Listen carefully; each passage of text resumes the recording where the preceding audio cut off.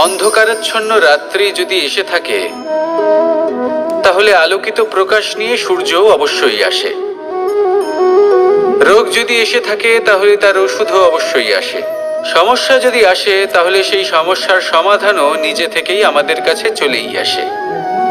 এই সংসার, এই জীবনের শুধুমাত্র একটাই নিয়ম আছে, আর তা হলো এটাই, এই সংসার হলো একটা চক্রের মতো। এতে শাশ্বত বলে কিছু নেই, নিত্য বলে কিছু নেই, আর যা কিছুই রয়েছে সব বদলাতে চলেছে। যদি আপনার জীবনে দুঃখ থাকে, সমস্যা থাকে, যদি আপনি বিপদ দ্বারা আচ্ছন্ন, তাহলে মনে রাখবেন সবকিছু বদলে যেতে চলেছে। দুঃখের সময় কাঁদবেন না, মনকে আরো দুঃখী করে তুলবেন না, কারণ এখানে যা কিছুই এসেছে তা যাওয়ার জন্যই এসেছে। তাহলে এত চিন্তা কিসের? আনন্দ সহকারে জীবন যাপন করুন, আর আমার সাথে ভালোবেসে বলুন রাধা রাধা। যদি কোনো সিংহ বানরের মতো গাছে চড়তে চেষ্টা করে তাহলে কি হবে? একটা মাছ যদি মাটিতে হাঁটতে চেষ্টা করে তাহলে কি হবে? তারা বিফলই হবে। কিন্তু এরকম কেন হয়? তার কারণ হলো প্রকৃতির রচনা কিছুটা এরকম। এখানে প্রত্যেকটি ব্যক্তিকে, প্রত্যেকটি প্রাণীকে আলাদা আলাদা গুণের অধিকারী করা হয়েছে এবং সকলকে একটা সীমাও প্রদান করা হয়েছে। এবার এই যে বৃক্ষ, পশু, পাখি, এদের মধ্যে সেই ক্ষমতাই নেই যে এরা নিজেদের যাচাই করতে পারবে, নিজেদের সীমাগুলো বুঝতে পারবে, নিজেদের সদ্গুণগুলো চিনতে পারবে। এরা সেটা করতে পারবে না। কিন্তু মানুষ তো আলাদা। মানুষের কাছে সেই বিশেষ শক্তি আছে যে তারা পূর্ণরূপে নিজেদের যাচাই করতে পারবে, নিজেকে পূর্ণরূপে বুঝতে পারবে, নিজের দোষ, নিজের অপগুণ, নিজের সদ্গুণ, নিজেদের সীমাগুলো তারা বুঝতে পারবে। আর এটা অত্যন্ত গুরুত্বপূর্ণ। কথায় আছে যে যদি সাফল্য লাভ করতে হয় তাহলে নিজেকে যাচাই করে নিতে হবে। তাই নিজেকে যাচাই করুন, নিজের সাথে পরিচিত হয়ে যান এবং জীবনে কর্ম করতে থাকুন। সাফল্যের শিখরে অবশ্যই পৌঁছে যাবেন। আর ওখানে যদি যান তাহলে এই মন প্রসন্ন হয়ে অবশ্যই বলবে রাধা রাধা। বনের মধ্যে যদি আপনি কোনো বিষাক্ত সাপ দেখেন তাহলে কি করবেন? আপনি তখনই তার থেকে দূরে পালাতে চেষ্টা করবেন। আর এটা কেন করবেন? নিজের রক্ষার্থে। এই কথা আমি নয় মেনে নিলাম, কিন্তু নিজের জীবনে এটা করেন না কেন? আপনি যেখানেই যান, যে স্থানেই যান না কেন, প্রত্যেক সময়, প্রত্যেক মুহূর্তে এমন বিষাক্ত সাপ আপনি অবশ্যই খুঁজে পাবেন। আর সেই সাপ নয় যাদের আপনি বনে খুঁজে পাবেন, এরা হলো সেই সাপ যা আপনাকে পাপ করতে বাধ্য করবে। আপনার অন্তরের বাসনা, ক্রোধ, অহংকার, লোভ, ঈর্ষা, এদের বৃদ্ধি ঘটাবে। দেখুন, বনের এই সাপ আপনাকে একবার ছেড়ে দিতেও পারে, ছোবল নাও মারতে পারে, কিন্তু এই যে পাপরূপী সাপ আছে তা অবশ্যই ছোবল মারবে। কর্ম যদি করেন তাহলে অবশ্যই ফল পাবেন। সেই জন্য যখনই কোথাও যাবেন, যদি এমন কাউকে দেখেন, যদি এমন কিছু দেখেন যে আপনাকে পাপ করতে বাধ্য করছে, তাহলে সেই মুহূর্তে সেখান থেকে পালিয়ে যান। যেমন বনের সাপ দেখে আপনি পালাতে থাকেন। সৎকর্মের রক্ষা অত্যন্ত আবশ্যক। আসুন আর আমার সাথে ভালোবেসে বলুন রাধা রাধা। মনুষ্য জীবনের সব থেকে বেশি গুরুত্বপূর্ণ বিষয় হলো মনের একাগ্রতা। এই সংসারের যে কটি মহান কার্য সম্পাদন হয়েছে তা হলো মনের এই একাগ্রতার একমাত্র ফল। আপনি অবশ্যই দেখে থাকবেন, অনেক ছোট বড় নদী যা বয়ে চলে তাদের সামনে একটা বাঁধ নির্মাণ করা হয় সেই সব নদীর জল সঞ্চয় করতে। বাঁধ হয়ে গেলে প্রয়োজন মতো বা মনের ইচ্ছে মতো তাকে ব্যবহার করা সম্ভব। এবার এটাই আমাদের মনের সাথেও সম্ভব। আমাদের মনের একাগ্রতা আজকের দিনে দাঁড়িয়ে বিভিন্ন ধরনের বিকার, ক্রীড়া এবং ভোগের মধ্যে ভাগ হয়ে গেছে। একে একত্রিত করতে হবে, একটা বাঁধ নির্মাণ করতে হবে, কর্মের বাঁধ। আপনাকে শুধু এটাই করতে হবে, যেটা উচিত কর্ম সেটাই করুন, যেটা অনুচিত কর্ম সেটা করা থেকে নিজেকে বিরত রাখুন, ব্যাস। এই কাজটাই আপনি করতে থাকুন, মনের মধ্যে একাগ্রতার বাঁধ নির্মাণ করুন। আর একবার যদি তা নির্মাণ হয়ে যায়, তাহলে যখন চাইবেন, যেখানে চাইবেন, যতটা চাইবেন, একাগ্রতা প্রয়োগ করতে পারবেন। আর একবার যদি আপনি এটা শিখে যান, তাহলে এই সংসারকে বদলে ফেলার মতো কাজ আপনি করতে পারবেন, সমাজকে শোধরাবার মতো কাজ করতে পারবেন। তাহলে এই মনকে একাগ্র করুন আর আমার সাথে ভালোবেসে বলুন, রাধা রাধা। আমরা সবাই ফল খাই, কিন্তু আমাদের সেই ফলই প্রিয় হয় যে পরিপক্ক হয়ে ওঠে, যেটা নম্র হয়, আর যে ফল অনেক বেশি মিষ্টি আর সুস্বাদু হয়ে থাকে, যাদের রঙে বাহার দেখা যায়। সেইভাবে জীবনে আমরা নানান মানুষের সাথে পরিচিত হই, কিন্তু সেই মানুষই আমাদের মন ছুঁয়ে যায় যারা বিনম্র স্বভাবের, যাদের বাণী খুব মধুর, যাদের অন্তরে আত্মবিশ্বাসের একটা তেজ, একটা রং দেখা যায়। এবার এমন ব্যক্তি আমরা কি করে হব? ঠিক সেইভাবেই যেমন একটা ফল রোদ, বর্ষা, শীত, বায়ু এই সকল সংকটময় পরিস্থিতির সম্মুখীন হয়ে পরিপক্ক হয়ে ওঠে, সেইভাবেই মানুষ সংকটময় পরিস্থিতির সম্মুখীন হয়ে পরিপক্ক হয়ে ওঠেন। যদি এই সংকটের সম্মুখীন হন, তাহলে অভিজ্ঞ হবেন, আর এই অভিজ্ঞতাই শিক্ষা দিয়ে যাবে। এই অভিজ্ঞতা আমাদের শিখিয়ে দেয় যে আমাদের বিনম্র থাকতে হবে। অহংকার করে কোনো লাভ নেই। মধুর বাণীর যে কি মূল্য তা আমরা শিখতে পারি। এই অভিজ্ঞতাই আমাদের বুঝিয়ে দেয় যে উচিত অনুচিত কোনটা, আমাদের দৃষ্টিভঙ্গি তৈরি করে, আর এই দৃষ্টিভঙ্গি দ্বারা আত্মবিশ্বাস জাগ্রত হয়। সেই জন্য জীবনে কখনো বিপদ থেকে দূরে পালাবেন না, সেগুলোর সম্মুখীন হন, অভিজ্ঞতা লাভ করুন, তার থেকে শিক্ষা লাভ করুন, এইভাবেই পরিপক্ক হবেন। আসুন আমার সাথে ভালোবেসে বলুন, রাধা রাধা। ধন সঞ্চয় করা সম্ভব, আর সেই জন্য ধন সব থেকে বেশি মূল্যবান সম্পত্তি নয়। এবার আপনি বলবেন, এ আমি কি বলছি? এই ধন খুব মূল্যবান, আমরা সকলে অর্জন করতে ব্যস্ত। সেটা এই কারণে, কারণ আপনারা জানেন না এই সংসারের সব থেকে বেশি মূল্যবান সম্পত্তি কি। এ হলো সেই সম্পত্তি যা কখনো সঞ্চয় করা সম্ভব নয়। আপনার কাছে যতই ধন থাকুক, তা দিয়ে আপনি স্বাস্থ্য লাভ করতে পারেন, বাড়ি কিনতে পারেন, আদি ইত্যাদি, কিন্তু আপনি যতই ধনী হন না কেন, ফেলে আসা দিনের একটা মুহূর্ত আপনি লাভ করতে পারবেন না। এই একটা মুহূর্ত, এই সময়, এটাই হলো সংসারের সব থেকে মূল্যবান সম্পত্তি। একবার চলে গেলে তা কখনোই ফিরে আসে না।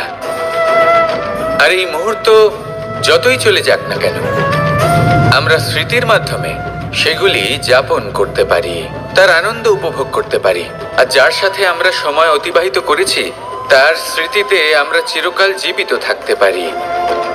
সেই জন্য সময় সব থেকে মূল্যবান সম্পত্তি, তাকে এইভাবে নষ্ট করবেন না। প্রত্যেকটা মুহূর্ত উপভোগ করুন, আনন্দ করুন, আর ভালোবেসে বলুন, রাধা রাধা। কনক, কি সুন্দর একটা শব্দ। এর অনেকগুলো রূপ রয়েছে, অনেকগুলো অর্থও রয়েছে। প্রথম অর্থ হলো স্বর্ণ, অর্থাৎ সম্পত্তি। দ্বিতীয় অর্থ ধুতুরা, অর্থাৎ গাছের ছোট একটা বীজ, যা কিনা অত্যন্ত শক্তিশালী হয়। যদি বেশি মাত্রায় এর প্রয়োগ করা হয়, তাহলে এটা বিষময় হয়ে উঠতে পারে। এই হলো সেই ধুতুরা যার প্রয়োগ মহাদেবের পুজোতে করা হয়। এবার প্রশ্ন হলো এটাই যে এই স্বর্ণ এবং এই ধুতুরার মধ্যে মিল কি রয়েছে।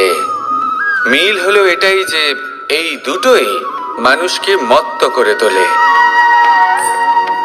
ধুতুরা মানুষকে তখন মত্ত করে যখন তাকে সেবন করা হয়, কিন্তু স্বর্ণ, ধন, সম্পত্তি, মানুষ এটা যতটাই অর্জন করে নেয় সেটাই যথেষ্ট।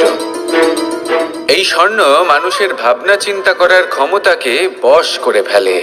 মানুষ সম্পত্তির লোভে মত্ত হয়ে ওঠে, কারণ যে যত চমৎকারী, যতটা অমূল্য হয়, তাকে সামলানো কিন্তু ততটাই কঠিন, তাই না?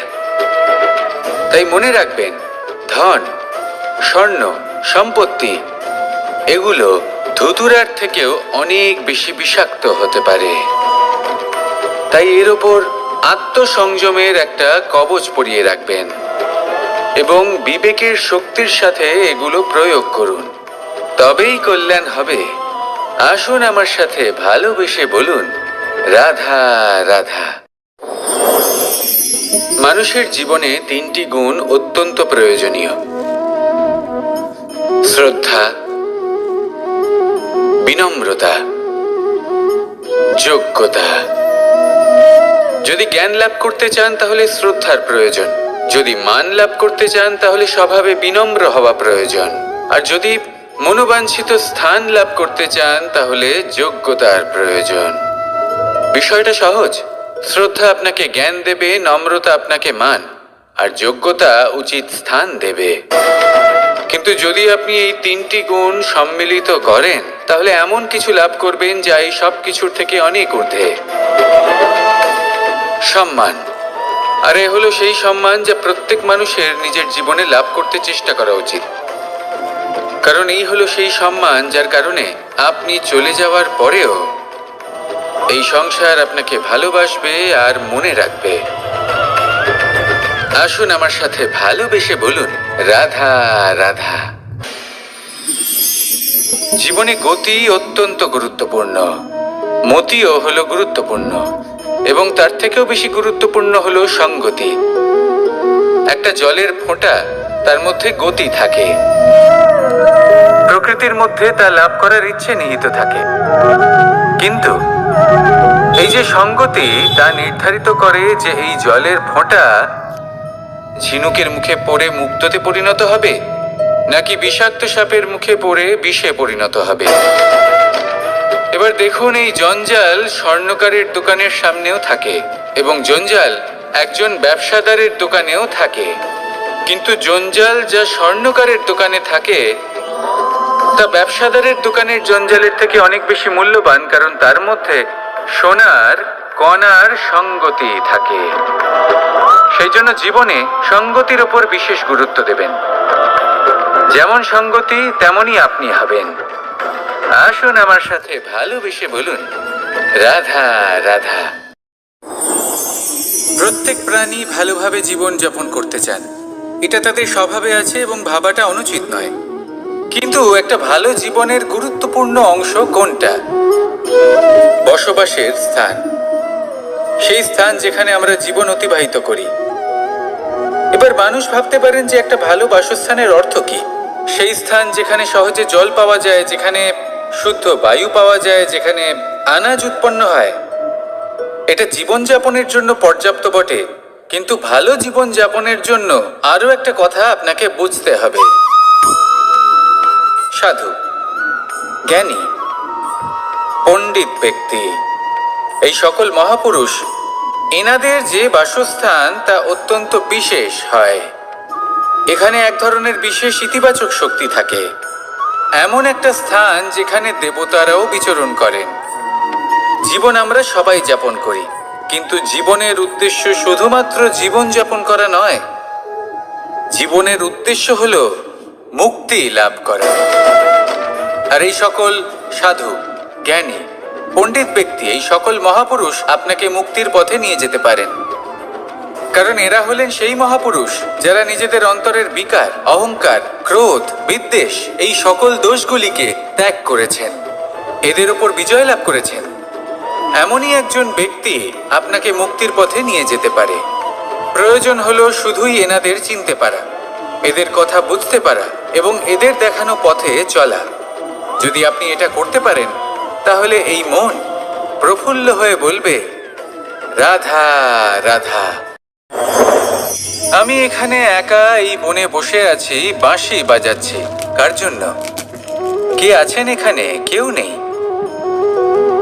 আমার প্রজা, আমার রাজ্য, আমার পরিবার আমার থেকে অনেক দূরে আছেন। আমি এখানে একা এই বনে বসে এই আকাশের এই রঙের, গাছের এই সব ফলের, মাটির সুবাসের আনন্দ উপভোগ করছি।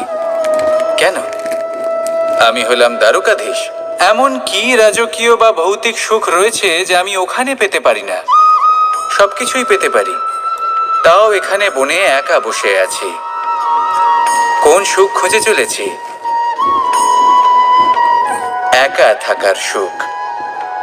আমরা প্রত্যেক দিন অনেক মানুষের সাথে, চিন্তাধারার সাথে, কর্মের সাথে, পরিস্থিতির সাথে, সুখ দুঃখের দ্বারা বেষ্টিত থাকি। জীবনের এই চক্রে আমরা জড়িয়ে পড়তে থাকি। যতই আমরা এই সমস্যার সমাধান করি, আমরা ততই এতে জড়িয়ে পড়ি। আমরা এতটাই জড়িয়ে পড়ি যে যখন আমরা আয়নায় নিজেদের দেখি, তখন আমরা নিজেদের চিনতেই পারি না। এমন মনে হয় যেন আমরা নিজেদের হারিয়ে ফেলেছি। সেই জন্য প্রত্যেক দিন আপনি কিছু সময় নিজের সাথে কাটান একান্তে। এটা অত্যন্ত আবশ্যক। নিজের অস্তিত্বের গভীরে গিয়ে দেখতে শিখুন, নিজেকে বুঝুন। অদ্ভুত শান্তির অনুভূতি হবে। যেমন এই বায়ু, এই বৃক্ষ, এই পুষ্প, এই নিসর্গ, এদের মতো আপনিও কখনো একলা হতে শিখুন। কখনো নিসর্গের একটা অংশ হয়ে দেখুন। এই মন প্রসন্ন হয়ে বলবে, রাধা রাধা। ওমা, এ কি? আমি কখন থেকে এখানে অপেক্ষা করছি, হাত পেতে দাঁড়িয়ে রয়েছি যাতে একটা ফল আমার হাতে এসে পড়ে এবং সেটা আমি খেতে পারি। কখন থেকে অপেক্ষা করছি, কিন্তু সেটা হচ্ছেই না। এবার আপনি বলবেন যে এসব কি বলছি, এ কি অদ্ভুত কথা বলছি। যদি ফল খেতে হয় তাহলে আমাকে বৃক্ষে চড়তে হবে, ফলের কাছে পৌঁছতে হবে, তবেই তো ফল পাবো। এবারে এটা অত্যন্ত সহজ ব্যাপার, কিন্তু এই বিষয়টা আপনি নিজের জীবনের প্রসঙ্গে ভেবে দেখুন। লক্ষ্য কোথায় আছে আপনি জানেন, সেই লক্ষ্যে পৌঁছানোর পথ কি সেটাও আপনি জানেন, সেই পথে চলার ক্ষমতাও আপনার রয়েছে, কিন্তু তাও আপনি নিজের লক্ষ্য লাভ করতে পারছেন না। কেন? কারণ আপনি অপেক্ষা করছেন যে লক্ষ্য আপনার সামনে চলে আসবে, কিন্তু তা হয় না। লক্ষ্য সে যাই হোক না কেন, ধন হোক, প্রেম হোক, কোনো সম্মান হোক বা মোক্ষ হোক, যদি আপনি তার দিকে অগ্রসর না হন তাহলে ফল প্রাপ্তি অসম্ভব ব্যাপার, তা কোনোদিনই হবে না।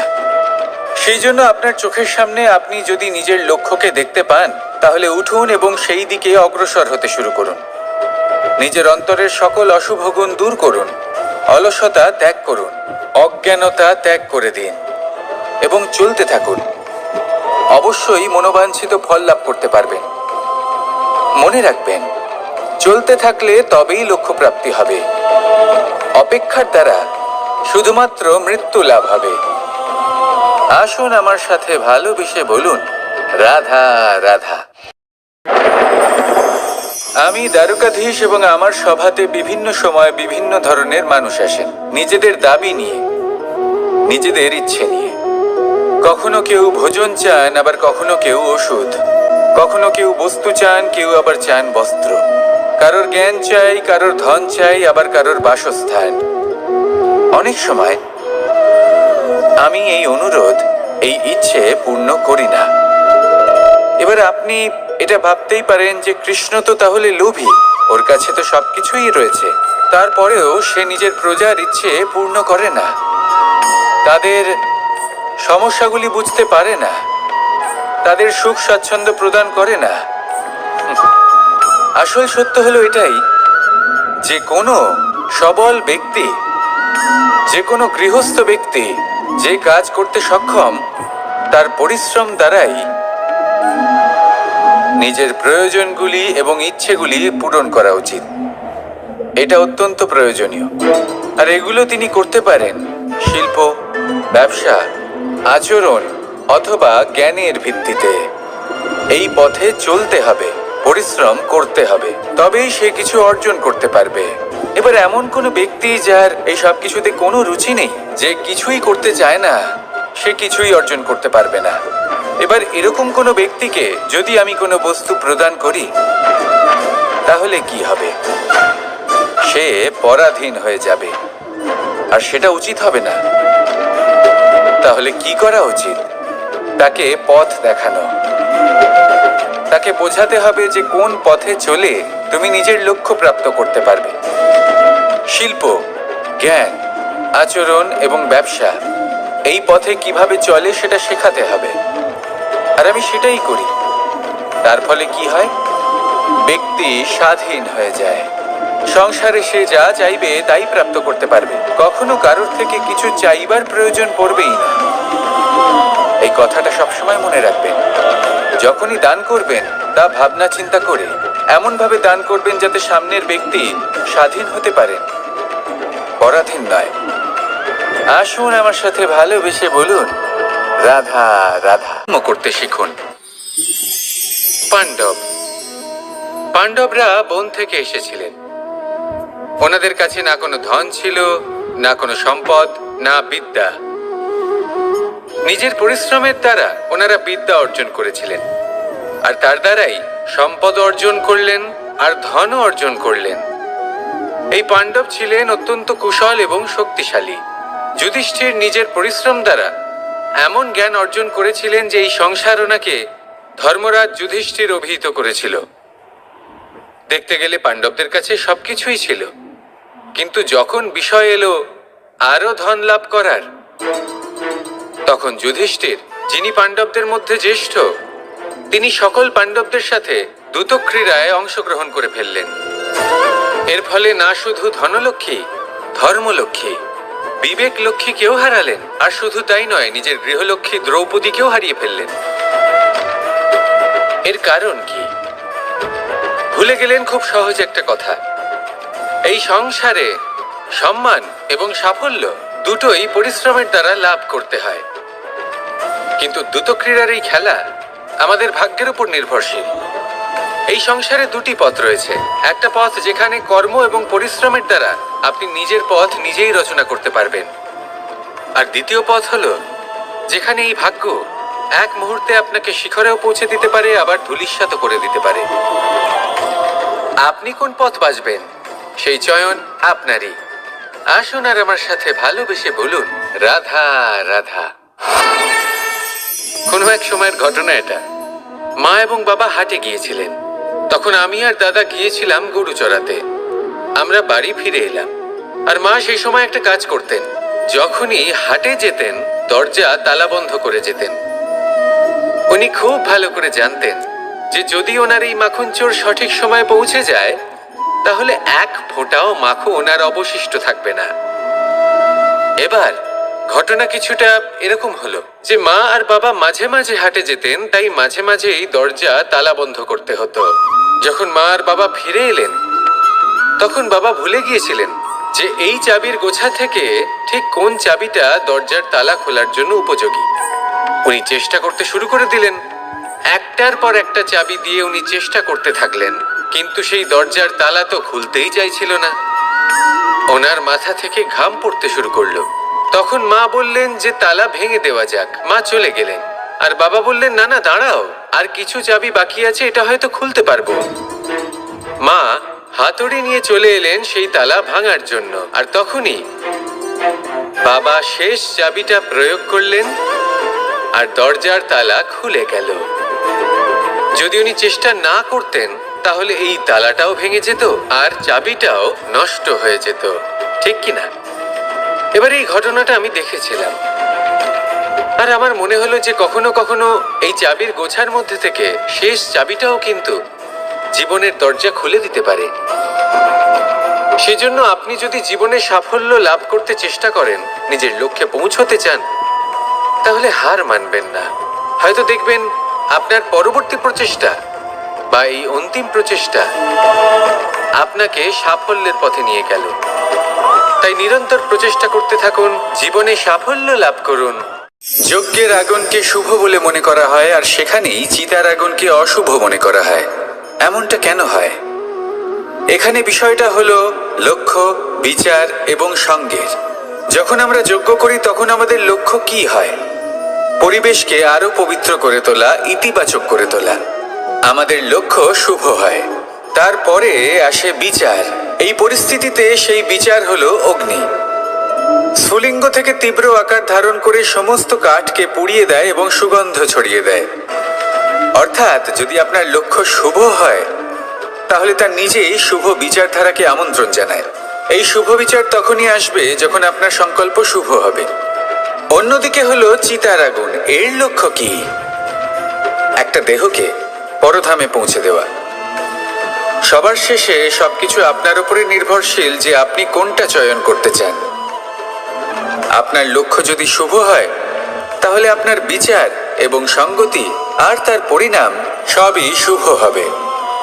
আসুন আর আমার সাথে ভালোবেসে বলুন, রাধা রাধা। এই সংসারের প্রত্যেক বস্তুর, প্রত্যেক পরিস্থিতির, প্রত্যেক আবেগের দুটি দিক আছে।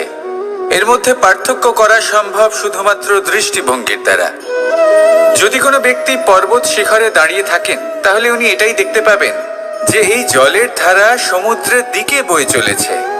আরেক ব্যক্তি যিনি সমুদ্রের কাছে দাঁড়িয়ে আছেন তার এটাই মনে হবে যে এই জলের ধারা সমুদ্রের দিকে আসছে। এখানে বিষয়টা হলো দৃষ্টিভঙ্গির, আর এটাই সময়ের সাথেও হয়ে থাকে। অনেক সময় মানুষ চিন্তিত হয়ে পড়েন, ত্রস্ত হয়ে পড়েন যে তার কাছে হয়তো খুব কম সময় আছে, তাতে তিনি অনেক কিছুই করতে পারবেন না, আর একটু সময় থাকলে খুব ভালো হতো। তিনি এইভাবেও ভাবতে পারেন যে অল্প হলেও সময় বাকি তো রয়েছে, অর্থাৎ যা অবশিষ্ট আছে তাকে সংরক্ষণও করা সম্ভব, তাতে জীবন যাপনও করা সম্ভব। আর এটা নির্ভর করছে আপনার উপর। তাই দৃষ্টিভঙ্গি ইতিবাচক রাখুন। জীবনে দুই ধরনের আবেগ রয়েছে যার কোনো মূল্য নেই।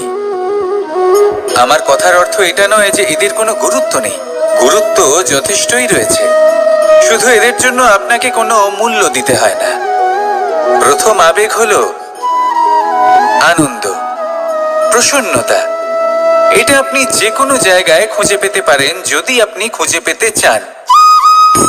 আপনি কোনো পুষ্পের সৌন্দর্য দেখে প্রসন্ন হতে পারেন। বায়ুর কারণে যখন একটি বৃক্ষ শিহরিত হয় সেটা দেখে আপনি প্রসন্ন হতে পারেন। একটা ছোট্ট শিশুর কলরব শুনেও আপনি প্রসন্ন হতে পারেন। একটা ক্রন্দনরত বালককে হাসিয়ে আপনি প্রসন্ন হতে পারেন। সবকিছু আপনার উপর নির্ভরশীল। সেখানে আরেকটি আবেগ হলো দুশ্চিন্তা। মানুষ বড়ই দুশ্চিন্তা করতে থাকে। আজ আমি এই কাজ করেছি, সেই বিষয়ে চিন্তা। আজ আমি এই কাজ করতে পারিনি, সেই বিষয়ে চিন্তা। কাল আমাকে এই কাজ করতে হবে, সেই নিয়ে চিন্তা। আমি কি সেই কাজটা করতে পারবো, সেই বিষয়েও দুশ্চিন্তা। চিন্তা সর্বত্র রয়েছে, যার জন্য মূল্য দিতে হয় না। যত চান আপনি একত্রিত করতে পারেন। একটা গুরুত্বপূর্ণ কথা মনে রাখবেন, প্রসন্নতা জীবনের একটা নতুন সূত্রপাত। সেখানে দুশ্চিন্তা হলো জীবনের চিতার সমান। এবার এই দুটি আবেগ হলো মূল্যহীন, দুটোই আপনার সামনে আছে। কোনটা চয়ন করবেন আপনি, দুশ্চিন্তা নাকি প্রসন্নতা? সিদ্ধান্ত আপনারই। আসুন আর আমার সাথে ভালোবেসে বলুন, রাধা রাধা। ধন, সম্পত্তি, এগুলো আসলে কি? এগুলো শুধু সেই মূল্য যার দ্বারা আমরা কোনো কিছু অর্জন করতে পারি। এবার এই ধনের দ্বারা এই সংসারে অনেক কিছু লাভ করা সম্ভব, কিন্তু সেই সব কিছুই শুধুমাত্র ভৌতিক বস্তুই হবে, ভৌতিক সামগ্রী, ভৌতিক সুবিধা। অর্থাৎ আপনার কাছে যতই ধন থাকুক তা আপনাকে শান্তির ঘুম এনে দিতে পারবে না, আপনাকে জীবনের বাস্তব সুখের অনুভূতি লাভ করাতে পারবে না, কারণ এগুলো ভৌতিক ধন। এই ভৌতিক বস্তুই অর্জন করাতে সক্ষম। বাস্তবিক ধন কি? যদি এই প্রশ্ন আপনার মনে আসে তাহলে তার উত্তর আমি আপনাকে দেব একটা উদাহরণের মাধ্যমে। কখনো আপনি শুনে থাকবেন যে একজন পিতা আজীবন অনিষ্ট করেন, অনর্থ করেন, খারাপ কাজ করেন শুধু ধন অর্জনের জন্য। তিনি ভাবেন যে আমি ধন অর্জন করব আর নিজের সন্তানকে একটা উজ্জ্বল ভবিষ্যৎ প্রদান করব, একটা সুখ স্বাচ্ছন্দ্যময় জীবন দান করব। এবার সন্তান যখন জন্ম লাভ করে তখন সে ভাগ্যের জোরে সেই ধন ভোগ করে। যেরকম সে পায় সেরকমই তার ব্যবহার সে করে। কখনো আপনি এটাও দেখে থাকবেন যে সেই সন্তান সমস্ত ধন নষ্ট করে ফেলে, আর সেই পিতা যিনি সমস্ত ধন সঞ্চয় করেছেন, যিনি সেই ধনের প্রভু, আজ সেই ধনের প্রহরী হয়ে রয়েছেন। এবার এরকম কেন হয়? এরকম তখনই হয় যখন সেই পিতা বুঝতেই পারেন না যে তার জীবনের আসল ধন কি। সেই আসল ধন তার সন্তানকে সে দিতেই পারে না। যদি পিতা তার সন্তানকে কর্মের জ্ঞান দিতে পারেন, উচিত কোনটা অনুচিত কোনটা সেই শিক্ষা দিতে পারেন, সংস্কারের প্রকৃত শিক্ষা দিতে পারেন, তবে সেটা ধনের থেকে অনেক বেশি গুরুত্বপূর্ণ। এটাই হলো জীবনের বাস্তব ধন। আপনি সেই কথা তো অবশ্যই শুনে থাকবেন কুসন্তান হলে ধন সঞ্চয় করে কি হবে, সুসন্তান হলে ধন সঞ্চয় করে কি হবে? সন্তান যদি কুপুত্র হয় তাহলে সব নষ্ট করে ফেলবে, আর সন্তান যদি সুপুত্র হয় তাহলে ধন থাকুক না থাকুক সে নিজেই কর্মের পথে অগ্রসর হয়ে ধন অর্জন করবে আর নিজের জন্য এক উজ্জ্বল ভবিষ্যৎ গড়ে তুলবে। তাই সন্তানকে সম্পদ দেওয়ার আগে কর্মের জ্ঞান দান করুন, সুশিক্ষা দিন, কারণ এটাই হলো জীবনের প্রকৃত ধন। আসুন আর আমার সাথে ভালোবেসে বলুন, রাধা রাধা। একবার একটা শেয়াল বনে বিচরণ করছিল। ও একটা ছোট্ট শাবক দেখতে পেল। ও ভাবলো, আজ একেই আমি খাবার হিসেবে গ্রহণ করব। আশেপাশে দেখলো কেউ দেখছে না তো, কেউ ছিল না, আর সেই শাবকের উপর আক্রমণ করলো, যা হলো একটা ঘোর অপরাধ। বনের নিয়ম অনুসারে আপনি কখনোই শাবকের উপর আক্রমণ করতে পারেন না। তারপর এই খবরটা যখন রাজা সিংহ জানতে পারলেন, সভার আয়োজন করলেন। কিন্তু সেখানে শেয়াল বলল, আমি তো এরকম কিছু করিনি। কিন্তু যদি আপনি এরকম বলেন, কোনো প্রমাণ দিন, এর কোনো সাক্ষী আছে? তখন রাজা সিংহ পেঁচাকে ডেকে পাঠালেন, যে সেই মুহূর্তে বৃক্ষের শাখার উপর বসেছিল। সে সব কিছু দেখেছিল। পেঁচা সব সত্যি কথা বলল, আর শেয়ালকে মৃত্যুদণ্ড দেয়া হলো। এবার এই কাহিনী আমি আপনাকে কেন শোনালাম? কারণ মানুষও কখনো কখনো এরকম কর্ম করেন যা শিয়াল করেছে। এটা ভাবেন কেউ দেখছে না, যখন আমি অনুচিত কর্ম করতেই পারি। কিন্তু না, আপনি যাই করুন না কেন, কেউ না কেউ অবশ্যই তা দেখছে।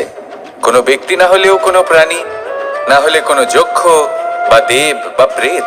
যদি এনারা কেউ না দেখেন, তাহলে ধরিত্রী মাতা দেখেন, যেখানে দাঁড়িয়ে আপনি সেই কর্ম করছেন, তাই না?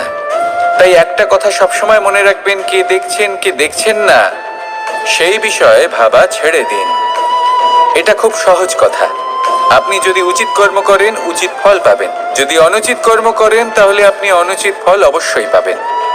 সেই জন্য উচিত পথে চলতে থাকুন, উচিত কর্ম করতে থাকুন, আর আমার সাথে ভালোবেসে বলুন, রাধা রাধা। আমরা সবাই জীবনে নিজের জন্য সবচেয়ে ভালোটাই চাই, সবচেয়ে ভালো সুবিধা পেতে চাই, সবচেয়ে বেশি সম্মান পেতে চাই। কিন্তু সবার পক্ষে এই সব পাওয়া কি সম্ভব? হ্যাঁ, নিশ্চয়ই। শুধু একমাত্র বাধা সময়। আমাদের জীবনের কোনো স্থায়িত্ব নেই। তাই যদি সময়ের সদ্ব্যবহার করেন, তাহলে একটু সুবিধে হতে পারে। এবারে দেখুন, যাদের সবসময় স্বপ্ন দেখতে ভালো লাগে, তার জন্য রাত্রি কম পড়ে যায়। আর যারা স্বপ্ন পূরণ করতে চান, তাদের জন্য দিন কম পড়ে যায়। যারা সম্মান পেতে চান, তাদের জন্য সব সময় পরোপকার কম পড়ে যায়। আর যারা জ্ঞান অর্জন করতে চান, তাদের জন্য মনোসংযোগ। জীবনে যদি নিজের লক্ষ্যে পৌঁছতে চান, তবে সময়ের বিভাজন আপনাকে ঠিক করতেই হবে। মনে রাখবেন, রাধা রাধা। লোকে বলে জীবনে মেলামেশা করা অত্যন্ত আবশ্যক। এতে সম্পর্কের আধারও হয়, আবার ব্যবসাও চলে। কিন্তু সবচেয়ে বেশি গুরুত্বপূর্ণ হলো ব্যবহার। তাই এই বিষয়ে ভাবুন, আপনার জীবনে কে আপনার সাথে মেলামেশা করবে তা নিশ্চিত করে সময়। আপনি আপনার জীবনে কার সাথে মেলামেশা করবেন তা নিশ্চিত করবে আপনার হৃদয়। আপনি যাদের সাথে মিশছেন, তাদের হৃদয়ে আপনি কতক্ষণ থাকবেন তা নিশ্চিত করবে আপনার ব্যবহার। নিজের ব্যবহার ভালো রাখুন, সব ভালোই হবে। রাধা রাধা। এই ফুল দেখতে পাচ্ছেন আপনি? এটা সেই ফুল যার জীবন এই ডালে শুরু হয়েছিল। দর্শকদের চোখে প্রশংসা দেখল সে। মধুর লোভে মৌমাছিরা এলো, আর তারপর ডাল থেকে ভেঙে নিচে পড়ে গেল সে। কেন? নিয়তি এরকম কেন করলো? ভাবুন। কারণ এই ডালেই ফুল হয়ে থাকাটা এই ফুলের জীবনের লক্ষ্য কখনোই ছিল না। এবার এই ফুল হয় দেবতাদের সজ্জায় ব্যবহৃত হবে, নয় কোনো কন্যার গয়নায় গাঁথা হবে, আর নয় কারোর প্রেম প্রদর্শনের মাধ্যম হবে। দেখুন, জীবনে নিজের লক্ষ্যে পৌঁছতে হলে যাত্রাকে ভয় পেলে চলবে না। নিজের অস্তিত্ব তৈরি করতে হলে তাদের ছায়া থেকে আপনাদের দূরে যেতেই হবে যারা আপনাকে অস্তিত্ব প্রদান করেছেন। এটাই জীবনের নিরন্তর সত্য। রাধা রাধা। আমাদের সকলের জীবনে কখনো না কখনো পাথর দ্বারা আঘাত লাগেই, আর এই সংসারও আমাদের ওপরে কখনো না কখনো পাথর বর্ষণ করে। কখনো আমাদের খারাপ ভেবে, আর কখনো আমাদের অসফল ভেবে, কখনো আমাদের বুদ্ধিহীন ভেবে। কারণ অনেক আছে, কিন্তু এই পাথর দ্বারা আমরা আঘাত পাবো কি পাবো না তা সম্পূর্ণ আমাদের হাতে। হয় আপনি এই পাথরের আঘাত পেয়ে চোখের জলে ডুবে থাকতে পারেন, আর নয়তো যদি আপনি চান তাহলে এই পাথর দিয়ে সেতু বানিয়ে সকল সমস্যার সাগর অতিক্রম করতে পারেন। সিদ্ধান্ত আপনার। এই পাথর এ হলো প্রতীক আমাদের নিন্দার, আমাদের আলোচনার। যে এই আলোচনা নাকারাত্মকভাবে দেখবে সে শুধুমাত্র কষ্টই পাবে, আর যে এই আলোচনাকে নিজের বিকাশের আধার বানাবে সেই সাফল্যের চূড়ায় পৌঁছবে। তাই মনে রাখবেন, আলোচনা আপনার শত্রু নয়, আপনার সবচেয়ে বড় মিত্র। রাধা রাধা। মিষ্টি জল সবার পছন্দ, কিন্তু নোনতা জল কেউ পছন্দ করে না। এইবার ভাবার বিষয় হলো মুক্তো, যা সমুদ্রের গহ্বরেই তৈরি হয়। নোনতা জলের মধ্যে থেকেই প্রতি মুহূর্তে অন্য প্রাণীদের থেকে বেঁচে নিজের অস্তিত্বকে বাজি রেখে ঝিনুক মুক্ত প্রদান করে থাকে। কখনো ভেবেছেন কেন? কারণ সংকটের সম্মুখীন না হয়ে, চরম পরিস্থিতির সাথে না জড়িয়ে আপনার কখনোই সুখ প্রাপ্তি হবে না। তাই নির্ভীক হয়ে সংকটের সম্মুখীন হন, আর আমার সাথে ভালোবেসে বলুন, রাধা রাধা। আমরা সকলেই সময়ের গুরুত্ব বুঝি। সময় আমাদের তৈরি করে, আর সময়ই আমাদের নষ্ট করে দেয়। কখনো ভালো সময় আসে, আর কখনো ভীষণ খারাপ সময় আসে। তবে আশ্চর্যের বিষয় এটাই যে সব জেনেও আমরা সময় নষ্ট করি। মনে রাখবেন, সময় শুধু বয়ে যায়, কখনো ফিরে আসে না। তাই ভালো সময় আসার অপেক্ষায় সময় নষ্ট করবেন না। যাই করবেন আজ, এক্ষুনি, এই মুহূর্তে শুরু করুন। তা সেটা কাউকে আনন্দ দেওয়াই হোক, বা নিজেকে বদলানোর চেষ্টা করা হোক, যাই হোক না কেন, বিলম্ব করবেন না। কারণ সময় শুধুমাত্র তাকেই সঙ্গ দেয় যে সর্বদা সময়কে সম্মান করে। রাধা রাধা। কথায় আছে, সবকিছু সীমা থাকে। মুশকিলের, কষ্টের, সংকটের, অন্ধকারের। যার কোনো সীমা নেই তা হলো কেবলমাত্র কঠোর পরিশ্রমের। আপনি নিশ্চয়ই দেখেছেন, রাত্রি যতই অন্ধকারময় হোক, তারারা পরিশ্রম করে তার সাথে লড়তে থাকে, আর অবশেষে সকাল হয়েই যায়। ঝড়ে পাখিদের বাসা ছিন্ন বিচ্ছিন্ন হয়ে যায়, কিন্তু পাখিরা নিজের পরিশ্রম দ্বারা তা আবার বানিয়ে নেয়। কারণ যা সীমিত তাকে অসীমের কাছে হারতে হয়, আর পরিশ্রম অসীম। রাধা রাধা। প্রবাহিত নদী কত সুন্দর হয়, বলিষ্ঠ হয়। যেদিক দিয়ে বয়ে যায় সেখানে এক নতুন জীবন প্রদান করে,